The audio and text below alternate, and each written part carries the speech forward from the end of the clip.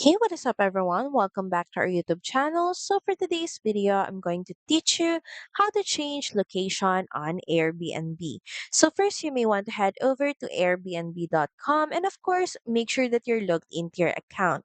Next, just click on your profile icon. Then, just beside About Me, click on the Edit button. And from here, you can start customizing changes about your account.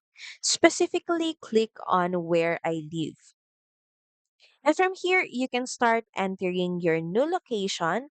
In some cases, you can see a small pop up window in your screen where Airbnb will ask for permission to know your location. All you have to do is allow this so your exact location and address will be entered on Airbnb.